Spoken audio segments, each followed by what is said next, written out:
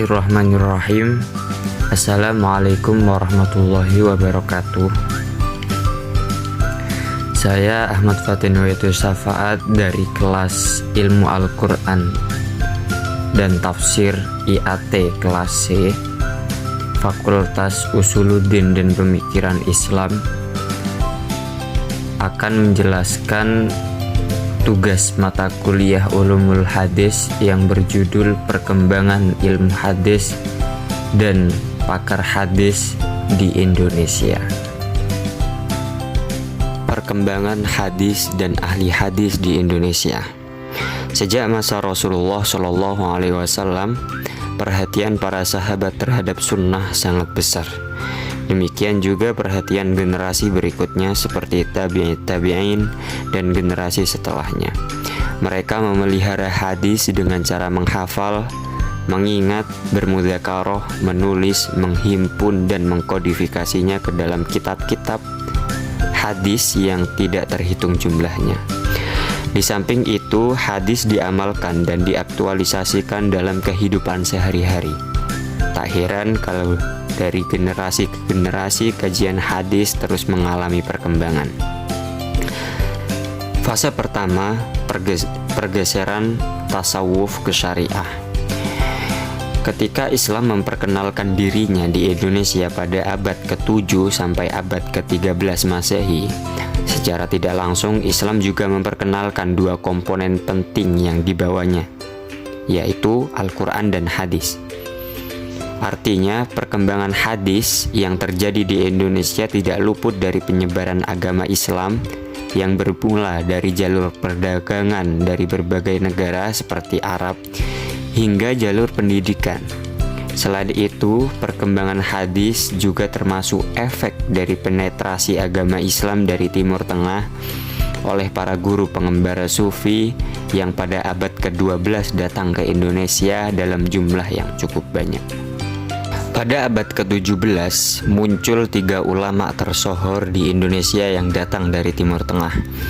Mereka adalah para ulama yang memiliki pengetahuan luas dalam berbagai ilmu seperti tasawuf, kalam, fikih, hadis, sejarah, dan perbandingan agama, yaitu Nuruddin Ar-Roniri, Abdurrauf As-Sangkili, dan Al-Maqasari. Mereka lah tokoh yang berperan besar dalam kajian hadis di Indonesia. Kajian hadis pertama kali ditemukan di Indonesia pada abad ke-17. Dibuktikan dengan ditulisnya kitab-kitab hadis oleh Nuruddin Ar-Roniri dan Abdurrauf As-Sangkili. Ar-Roniri mengumpulkan dalam karyanya Hidayat Al-Habib fi At-Targhib wal Tarhib sejumlah hadis yang diterjemahnya dari bahasa Arab ke bahasa Melayu. Dalam karya ini ia memadukan hadis-hadis dengan ayat-ayat Al-Quran untuk mendukung argumen-argumen yang melekat pada hadis. Selanjutnya As-Sangkili menulis 2 karya tentang hadis, yaitu penafsiran terhadap hadis Arba'in karya An-Nawawi dan koleksi hadis-hadis qudsi yang diberi judul Al-Mawa'idh Al-Bidayah As-Sangkili. Juga menjadikan syarah kitab Muslim karya An-Nawawi sebagai salah satu rujukan penting dalam menyusun kitab fikih yang berjudul Mir'atut Thullab. Kata-kata tersebut dikarang tidak lain bertujuan memberitahu masyarakat mengenai pentingnya hadis dalam kehidupan sehari-hari. Selain itu, pada abad ke-19 muncul beberapa ulama baru, yaitu Kiai Ahmad Rifai dari Kalisala, Nawawi Al-Bantani, Ahmad Khotib Al-Minangkabawi, dan Syekh Mahfud Al-Tarmasi. Di antara para ulama tersebut, ulama yang mendalami ilmu hadis adalah Syekh Mahfud Al-Tarmasi. Beliau merupakan satu-satunya ulama yang mendalami ilmu hadis sampai mendapatkan ijazah sanad yang kemudian dilanjutkan oleh muridnya, yaitu Kiai Haji Hashim Asy'ari.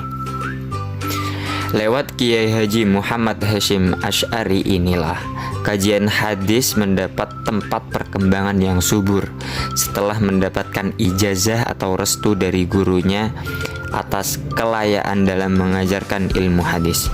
Beliau melakukan pengajaran ilmu hadis di pesantren miliknya, Pondok Pesantren Tebu Ireng. Berkat pengajaran tersebut, kajian hadis semakin berkembang hari demi hari.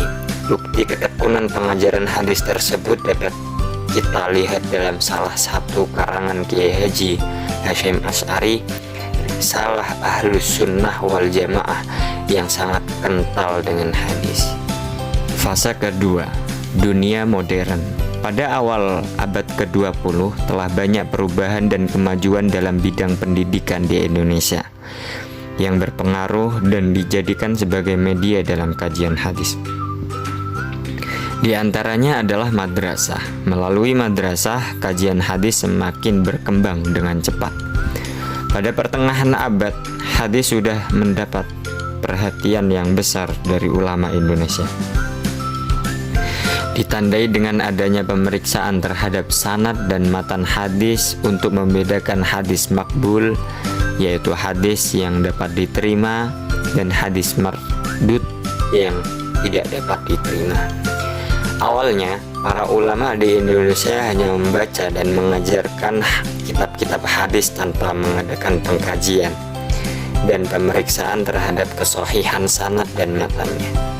Mereka beranggapan bahwa hasil ijtihad para ulama terdahulu sudah final, sehingga ulama-ulama sekarang tidak perlu mengkaji dan memeriksa sahih tidaknya suatu hadis.